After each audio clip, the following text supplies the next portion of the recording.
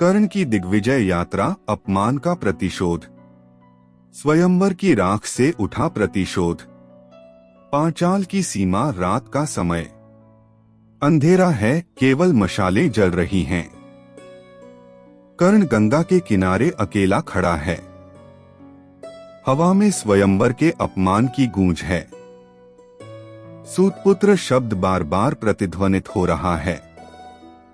कर्ण स्वयं से मर्यादा, कुल, रक्त, क्या योग्यता का कोई मोल नहीं। उस राजकुमारी ने मेरे धनुष की शक्ति नहीं देखी, केवल मेरे पिता का व्यवसाय देखा। क्या आर्यावर्त के नियम केवल वीरों को दबाने के लिए बने हैं? पीछे से दुर्योधन का प्रवेश होता है। वह उत्तेजित है। दुर्योधन, मित्र कर्ण, वह अपमान तुम्हारा नहीं, मेरा था। उन पांडवों ने ब्राह्मण का वेश धरकर हमें छला, लेकिन तुम क्यों शांत हो? तुम्हारे पास वह शक्ति है जो स्वर्ग को भी झुका सकती है। कर्ण, मित्र दुर्योधन, उस दिन मेरे हाथ नहीं थमे थे, मेरा हृदय थमा था। मैंने निर्णय लिया है, अब मैं केवल अंगराज नहीं रहूंगा। मैं सिद्ध कर दूंगा कि कुल का गौरव युद्ध की भूमि पर लिखा जाता है, राजमहलों की सभाओं में नहीं। महासंकल्प। हस्तिनापुर का राजदरबार। धृतराष्ट्र, भीष्म और द्रोणाचार्य बैठे हैं। कर्ण सभा के बीच में खड़ा है। उसकी आंखों में एक नई चमक है। कर्ण, पितामह, आचार्य, आज मैं इस सभा में एक घोषणा करने आया हूँ। मैं सूतपुत्र कर्ण अकेले इस पूरे आर्यावर्त की विजय यात्रा पर निकल रहा हूँ। मैं हर उस मुकुट को हस्तिनापुर के पैरों में झुका दूंगा जिसने कुरुवंश और मुझे नीचा दिखाया है। भीष्म गंभीर स्वर में, अंगराज, अहंकार और पराक्रम में अंतर होता है। पूरे भारतवर्ष को जीतना देवताओं के लिए भी कठिन है। कर्ण मुस्कुराते हुए, देवता कुल देखते होंगे पितामह, पर बाण केवल लक्ष्य देखता है। दुर्योधन, तुम अश्वमेध की तैयारी करो, मैं तुम्हें चक्रवर्ती सम्राट बनाऊंगा। युद्ध का तांडव, उत्तर और पूर्व की विजय। पांचाल का रणक्षेत्र, प्रतिशोध की ज्वाला। भारी नगाड़ों की गूंज और युद्ध का शंखनाद। धूल और कोहरे के बीच से कर्ण का स्वर्ण रथ उभरता है। पांचाल की वह धरती जहां कुछ ही महीने पहले कर्ण को अछूत कहकर सभा से निकाला गया था, आज उसी धरती पर कर्ण एक काल बनकर लौटा था। यह केवल एक राज्य को जीतने की लालसा नहीं थी, यह उस अपमान का प्रतिशोध था जिसने कर्ण की आत्मा को झुलसा दिया था। राजा द्रुपद अपने पुत्र धृष्टद्युम्न के साथ हाथी पर सवार हैं। सामने हजारों की सेना खड़ी है। कर्ण रथ से उतरता नहीं, बल्कि अपने धनुष विजय की प्रत्यंचा चढ़ाता है। द्रुपद अहंकार में, सूतपुत्र, स्वयंवर में तुम्हें तुम्हारी औकात बताई गई थी, पर लगता है तुम अभी भी नहीं समझे। एक सारथी के पुत्र का स्थान घोड़ों की लगाम थामने में है, राजाओं से युद्ध करने में नहीं। कर्ण शांत पर गहरी आवाज में, द्रुपद, अहंकार का वृक्ष बहुत ऊंचा होता है, पर उसकी जड़ें अक्सर खोखली होती हैं। आज मैं तुम्हें यह बताने नहीं आया कि मैं कौन हूँ। आज मेरे बाण तुम्हें बताएंगे कि योग्यता रक्त की मोहताज नहीं होती। अपनी सेना को पीछे हटा लो, वरना आज पांचाल का इतिहास रक्त से लिखा जाएगा। युद्ध शुरू होता है। कर्ण एक साथ 10 बाण छोड़ता है, जो द्रुपद के अंगरक्षकों के सिर उड़ा देते हैं। धृष्टद्युम्न आगे बढ़ता है और कर्ण पर बाणों की बौछार करता है। कर्ण एक दिव्य अग्न्यास्त्र का प्रयोग करता है, जिससे पूरी सेना में हाहाकार मच जाता है। कर्ण बाण छोड़ते हुए, धृष्टद्युम्न, अपने पिता से कहो कि जिस सूत को उन्होंने ठुकराया था, उसी ने आज उनके साम्राज्य की नींव हिला दी है। कर्ण द्रुपद के रथ के पहिए को अपने एक बाण से काट देता है। द्रुपद जमीन पर गिरते हैं। कर्ण अपना धनुष उनके गले पर टिका देता है। पूरी सभा और सेना शांत हो जाती है। कर्ण, मैं तुम्हें मार सकता था द्रुपद, पर मैं तुम्हें जीवित छोड़ूंगा ताकि तुम अपनी आंखों से देखो कि जिसे तुमने अछूत कहा उसने तुम्हें जीवन दान दिया है। जाओ और अपनी पुत्री द्रौपदी से कहना कि कर्ण हारना नहीं जानता, वह बस मर्यादा का सम्मान करना जानता था। मगध और कलिंग का तांडव पराक्रम की पराकाष्ठा। अब दृश्य बदलता है उत्तर के पहाड़ों और पूर्व के घने जंगलों की ओर। कर्ण का रथ अब और भी भव्य है, उस पर विजय के कई ध्वज लहरा रहे हैं। पांचाल को झुकाने के बाद कर्ण की आंधी मगध की ओर मुड़ी। मगध, जहां के राजा जरासंध के बाद भी बेहद शक्तिशाली थे, वहां के राजाओं ने सोचा था कि वे इस अंगराज को रोक लेंगे। मगध के दुर्ग के बाहर भीषण युद्ध, हाथी और घोड़ों की चीखें। कर्ण का कवच रक्त से सना है, पर उसकी आंखों में थकान नहीं, एक अजीब सी चमक है। संवाद युद्ध के बीच। मगध का सेनापति, इसे घेरो, यह अकेला क्या कर लेगा? कर्ण अट्टहास करते हुए, अकेला? सूर्य आकाश में अकेला होता है सेनापति, फिर भी पूरे विश्व का अंधकार मिटा देता है। कर्ण पर्जन्यास्त्र का आह्वान करता है।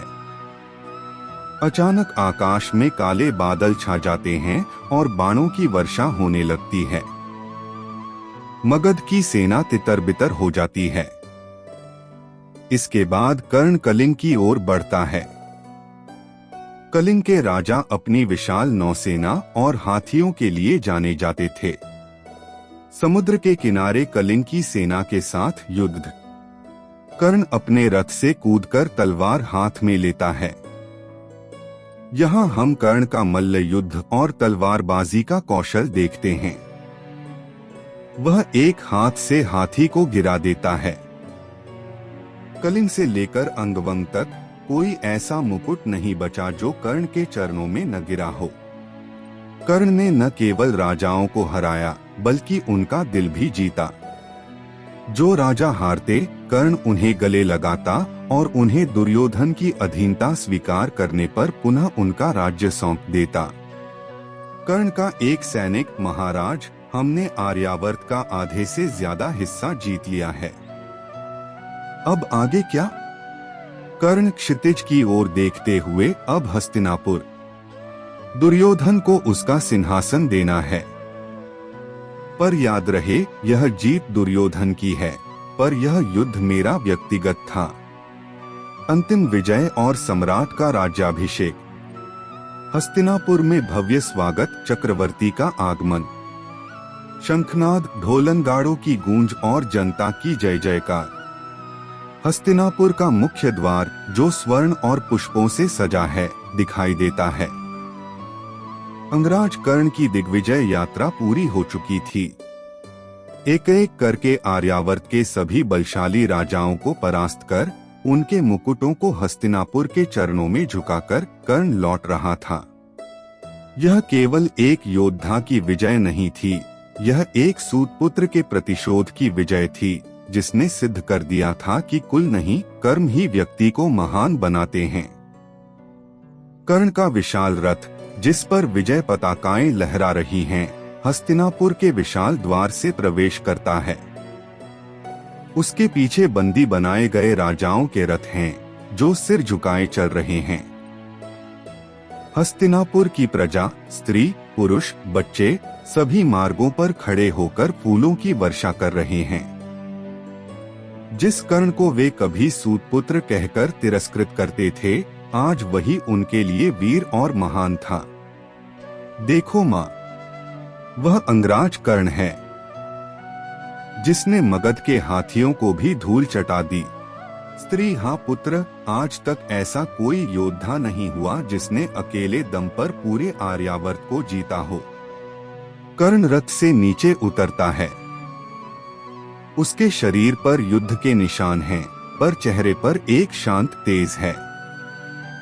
उसकी आंखों में एक अजीब सी संतुष्टि और खालीपन दोनों दिखते हैं। दुर्योधन, धृतराष्ट्र, भीष्म, द्रोणाचार्य, कृपाचार्य और अन्य कौरव राजकुमार राजमहल के प्रांगण में कर्ण का स्वागत करने के लिए खड़े हैं। दुर्योधन की आंखों में गर्व और खुशी की चमक है। दुर्योधन तेजी से आगे बढ़कर कर्ण को गले लगाते हुए उसकी आंखें नम हैं। मित्र कर्ण, तुमने वह कर दिखाया जो देवताओं के लिए भी दुष्कर था। तुमने मुझे आज इस धरती का सबसे भाग्यशाली मित्र बना दिया है। तुम आज केवल अंगराज नहीं, तुम चक्रवर्ती सम्राट के निर्माता हो। कर्ण दुर्योधन को कसकर गले लगाता है। उसके चेहरे पर एक हल्की मुस्कान आती है। मित्र, यह सब तुम्हारी मित्रता का परिणाम है। तुम्हारे विश्वास ने मुझे शक्ति दी। मैंने अपना वचन पूरा किया। अब तुम्हें किसी पांडव की आवश्यकता नहीं, तुम स्वयं चक्रवर्ती सम्राट बन सकते हो। धृतराष्ट्र आवाज में गर्व के साथ, अंगराज कर्ण, आज तुमने कुरुवंश का मस्तक ऊंचा कर दिया। तुमने सिद्ध कर दिया कि कुरुभूमि में वीरों की कोई कमी नहीं है। भीष्म गंभीर पर सम्मान भरे स्वर में, अंगराज, तुम्हारा पराक्रम अद्भुत है। ऐसा साहस और ऐसी विजय मैंने अपने जीवन काल में नहीं देखी। कर्ण भीष्म की ओर देखता है। उसकी आंखों में एक पल के लिए कटुता आती है, लेकिन फिर शांत हो जाता है। पितामह, यह पराक्रम कुल के लिए नहीं, मित्रता के लिए था। दृश्य कर्ण उन सभी बंदी राजाओं को मुक्त करता है जिन्होंने उसकी अधीनता स्वीकार की थी। वह उनसे कहता है कि वे अपने राज्य वापस जाएं और हस्तिनापुर के प्रति निष्ठा रखें। कर्ण, आप सभी अपने राज्यों में वापस जाएं। मैंने आप सभी को जीत लिया है, पर मैंने आपको अपमानित नहीं किया। अब आप महाराज दुर्योधन के अधीन होंगे। उनकी आज्ञा का पालन करें। राजा सिर झुकाकर कर्ण का धन्यवाद करते हैं। उनमें से कई कर्ण की वीरता और उदारता से प्रभावित होकर उसके प्रति सम्मान व्यक्त करते हैं। एकांत में कर्ण विजय का अधूरापन। दृश्य राजमहल की सबसे ऊंची बालकनी का है, जहां कर्ण अकेला खड़ा है। रात का समय है और तारे चमक रहे हैं। शहर की रोशनी नीचे दिख रही है। कर्ण ने दुनिया जीत ली थी। उसने दुर्योधन को चक्रवर्ती सम्राट बनाने की अपनी प्रतिज्ञा पूरी कर ली थी। पर क्या इस विजय ने उसके हृदय को शांत किया था? क्या सूतपुत्र के अपमान का घाव भर गया था? कर्ण अपनी मुट्ठी भींचता है, फिर ढीली छोड़ देता है। वह आकाश की ओर देखता है। उसकी आंखों में एक गहरी उदासी और खालीपन है। विजय का शोर अब शांत हो चुका है और अकेलापन उसे घेर लेता है। कर्ण स्वयं से बुदबुदाते हुए, जीत, क्या यही सब कुछ है? मैंने सभी राजाओं को हराया, पर क्या मैं उस समाज को हरा सका जिसने मुझे अछूत कहा? क्या द्रौपदी ने आज मेरी वीरता को स्वीकार किया होगा, या वह अब भी मेरे कुल को देखती होगी? उसकी आंखों के सामने द्रौपदी के स्वयंवर का दृश्य कौंध जाता है। द्रौपदी का तीखा स्वर, मैं सूतपुत्र का वरण नहीं कर सकती। कर्ण के चेहरे पर एक दर्द भरी मुस्कान आती है। कर्ण, मित्र दुर्योधन के लिए यह विजय है, पर मेरे लिए यह केवल एक चरण है। वह प्रतिशोध अभी भी शांत नहीं हुआ है, वह अग्नि अभी भी जल रही है। कर्ण एक गहरी सांस लेता है, फिर अपने महल की ओर मुड़ जाता है। उसकी परछाई दीवारों पर लंबी खींचती है, जो उसके अकेलेपन और अंदरूनी द्वंद्व को दर्शाती है।